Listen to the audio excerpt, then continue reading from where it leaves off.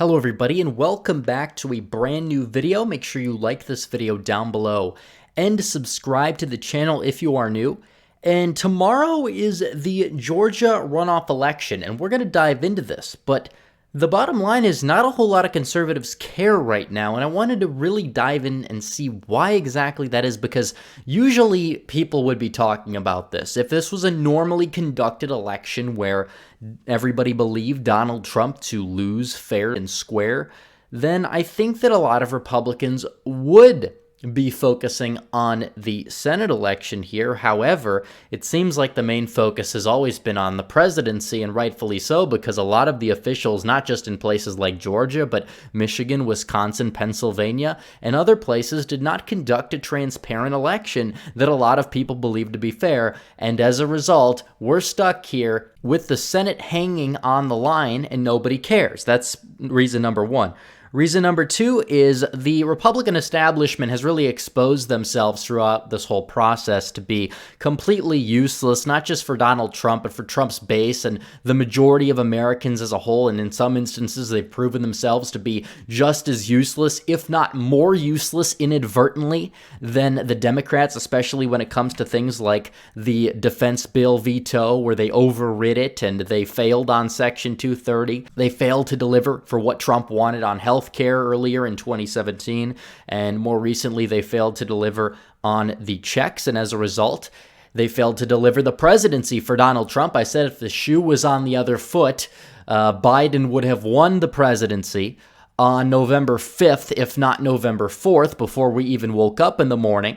Instead, we are where we are right now, and Donald Trump has to use Congress and has to go through the Republican establishment in order to get a chance to see if he'll be able to stay in the White House for an extra 4 years, and we'll see what happens on the 6th. The 6th is arguably a bigger day than tomorrow. Donald Trump is going down to Georgia, having a rally tonight for David Perdue and Kelly Loeffler, both establishmentarian Republicans that may give lip service to Donald Trump here and there, but not a lot of people really have the faith in them to execute any conservative policy victories. Obviously, David Perdue, we caught him on tape about a month and a half ago talking about how excited he was to work with an incoming Biden administration. Not exactly your conservative guy in David Perdue. When push comes to shove, they answer to Mitch McConnell. McConnell says he wants to work with Biden. As a result, a lot of conservatives feel apathetic to the situation. Now, Perdue and Ossoff Perdue arguably should have won,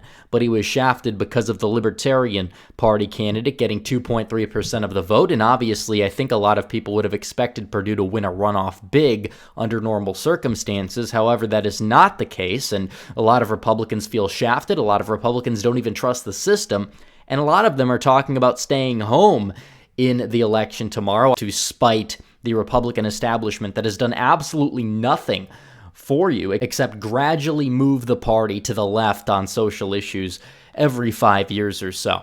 Other than that, maybe they'll cut your taxes here and there, but that's roughly about it. And they answer to the donor interest. They don't answer to the people's interest. That's why they're in the predicament that we're in right now, and that is why the Republicans even have to compete for this election in Georgia. It's not more so voter effort. It's mainly because of the fact that the Republican establishment is screwing over a lot of people. And I put this poll out here on my Twitter, and I'm going to get to the replies here in a minute. I asked people, do they care about the results of the Georgia runoffs? And about a third of Republicans, which mainly my audience is going to be largely Republicans. Obviously, I would assume, if anything, the share would be higher than that if there were Democrats voting on the poll. But probably over a third of Republicans just don't care. Now, on the ground in Georgia, it might be a little bit different. I think that more Georgia Republicans in places like exurban Atlanta would probably end up caring a little bit more about the runoff elections, but a lot of Republicans don't care because their allegiance is not to Mitch McConnell.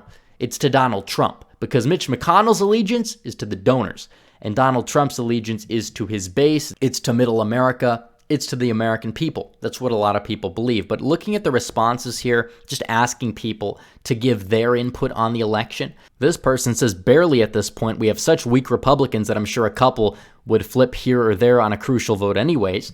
That's another point a lot of people have. This guy says, I want them to lose, so the GOP learns a lesson and starts listening to their base. But at the same time, my gut is telling me they're just going to blame Trump for losing. And this is exactly what I believe. The reason why I would not support a boycott is because they're going to take the wrong message, and there's going to be a lot of normie Republicans out there that are going to take the wrong message from this, blame Trump for the problem, and resort back to their old type of McCain-Romney style of Republicanism. That's kind of why I want them to at least win one of the seats tomorrow, but I'm not going to sit here and act like I care so much about this election, because the main election is January 6th. It's about Donald Trump. It's about standing up for Trump.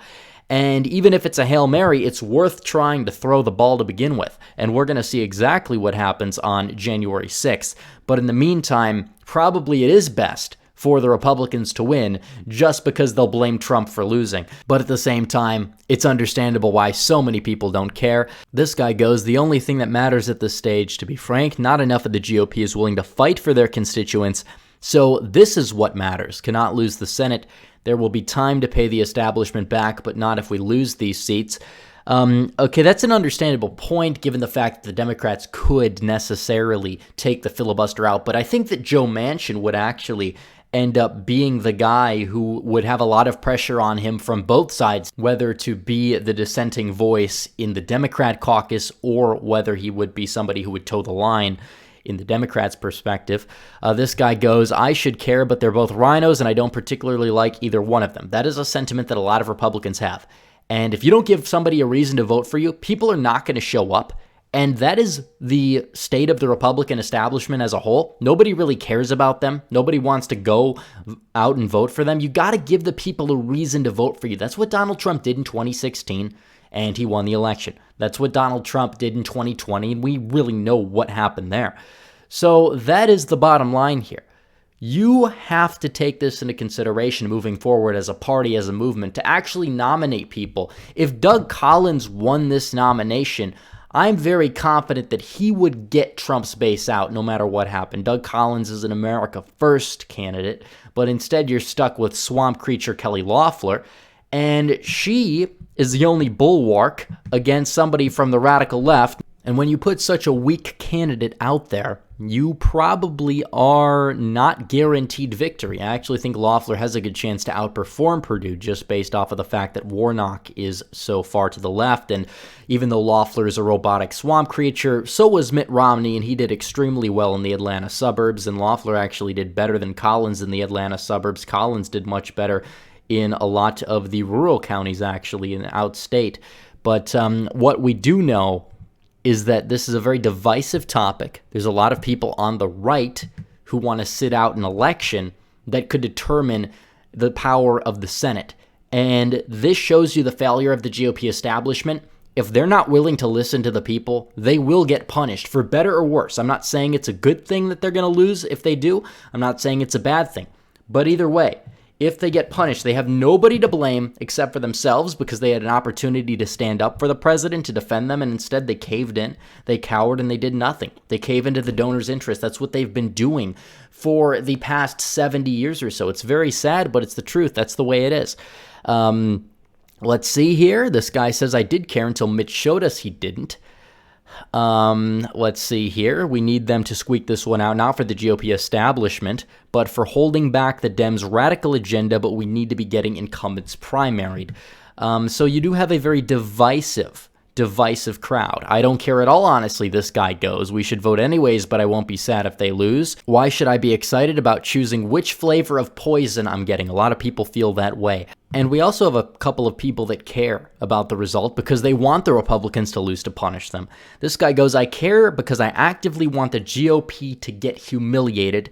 Yes, I do. I hope the GOP gets crushed because the GOP needs to learn how to fight. Now, the problem with that is the fact that they probably will just blame Trump anyways and move forward, because that's what the GOP establishment largely does. In the meantime, it probably is going to be an inconsequential election, given the fact that even Joe Manchin could consider to switch parties if necessary. There's been rumors that he would do that in 2016 if Hillary Clinton won. and Tim Kaine was breaking ties in the Senate. We'll see if Schumer keeps him in line enough, but I do believe that he's been on record opposing Puerto Rican statehood. He's been on record against the filibuster removal. So I don't know if the election is going to be that consequential, but you definitely have a divided right wing, and that usually is what brings down people. But again, it is Georgia.